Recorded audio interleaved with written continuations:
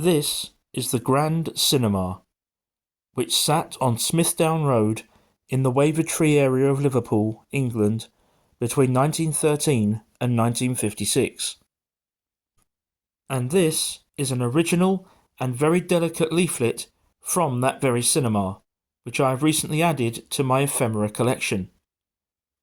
It dates from January 1928 and advertises the showing of two films which had been released the previous year. One is called Husband Hunters, a comedy starring Busch, and the other is a spy drama called The Hotel Imperial, starring Pola Negri. I got to wondering who these ladies were, as I had not previously heard of them, and what I discovered were two huge stars of the silver screen who are all too easily forgotten today. They were among the relative few who became big stars in silent movies and transitioned well into the era of the talkies, and in this video we're going to look at their stories.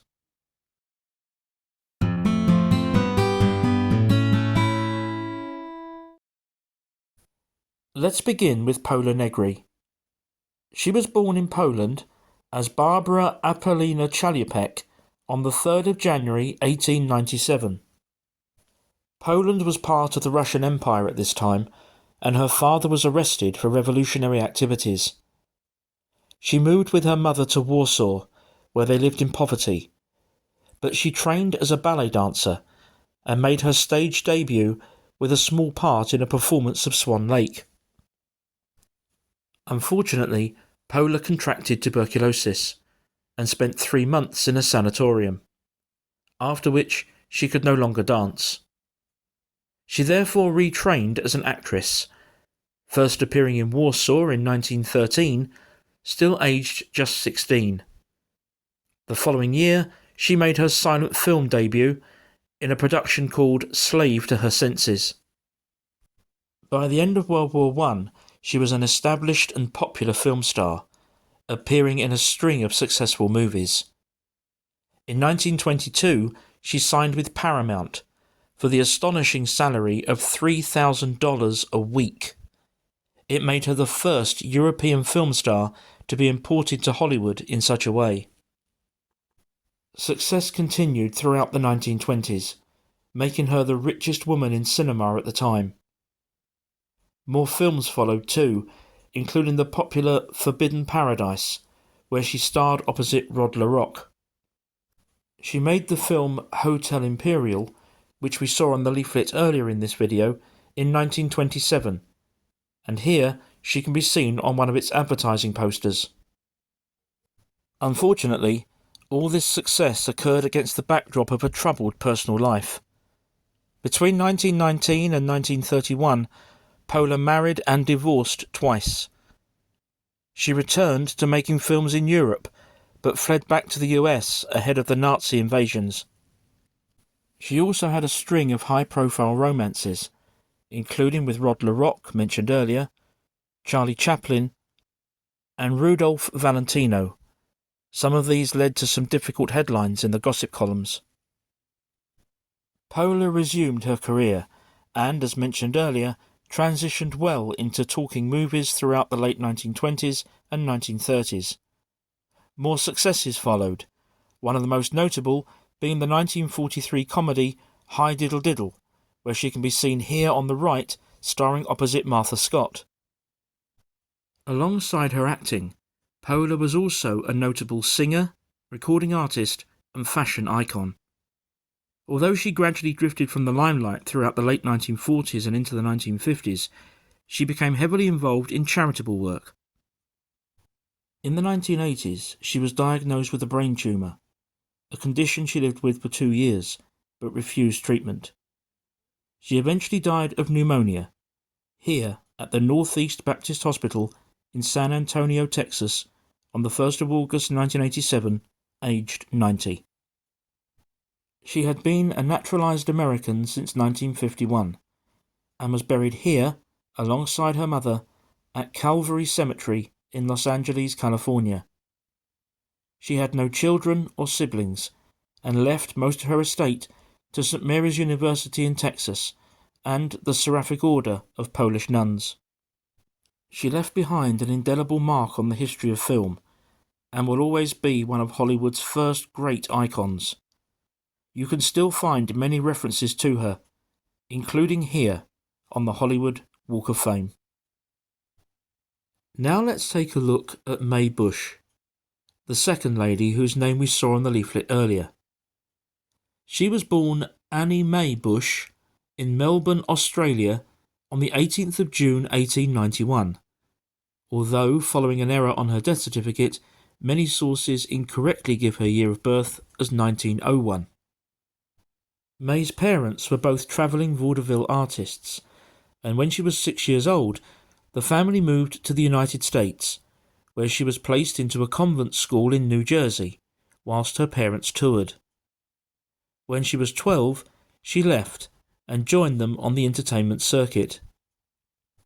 It's not entirely clear exactly when she entered the film industry, although it is known that by 1915 she had signed with the famous Keystone Studios. Her career developed rapidly, and by the 1920s she was working with the famous actor, director and producer Erich von Stroheim. Sadly, in the mid-1920s, Mae suffered a nervous breakdown. When she returned to work, she began making films for a variety of different studios, including Husband Hunters for Tiffany Productions, the film that we saw advertised on the leaflet earlier. Her career took another major upswing in 1929, when she appeared with Laurel and Hardy in their first all-talking comedy film, Unaccustomed as We Are.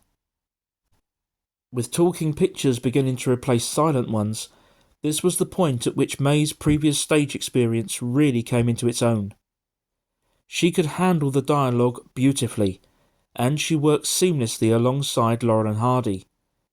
They cast her again and again, and she would go on to appear in around 13 of their movies, including Sons of the Desert, Tit for Tat, and The Fixer-Uppers.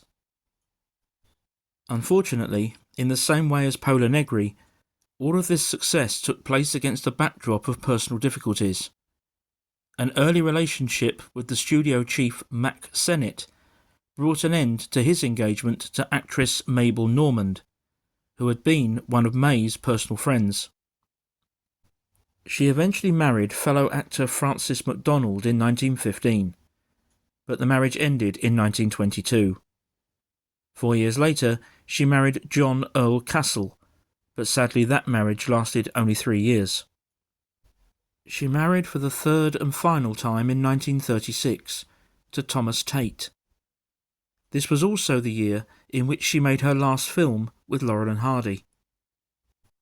After this, her career went into decline. She did appear in more movies, but the roles tended to be small and were often uncredited. In the 1940s, she was diagnosed with colon cancer and spent the last 5 months of her life in a sanitarium. She passed away on the 20th of April 1946, still aged only 54. There was one more sad chapter in the story of Mae Busch. After her cremation, her ashes were left unclaimed and remained in the vault here at Chapel of the Pines Crematory in Los Angeles, California. This is something that passed largely unnoticed until the 1970s, when a group affiliated to the Laurel and Hardy Appreciation Society paid for the ashes to be removed from the vault and properly interred in a publicly accessible niche at the site. Unfortunately, due to the error mentioned earlier, Mae's plaque was erected with the incorrect year of birth. Thankfully, in recent times, that too has been corrected, and she now rests with the correct information displayed. In 1960, her contributions to the film industry were posthumously recognised with a Motion Pictures star on the Hollywood Walk of Fame. One of the things I love most about old documents is the way that they not only physically link us to the past, but they can also provide information that unlocks so much. This simple 1928 leaflet from a cinema in Liverpool put me on the trail of two remarkable women of whom I had no previous knowledge. Firstly, Pola Negri, one of Hollywood's most glamorous early stars, and at one stage its highest paid actress. And then Busch, whose career arguably had so much more to offer, particularly after the fame she found with Laurel and Hardy, but who instead drifted from the limelight and died far too young.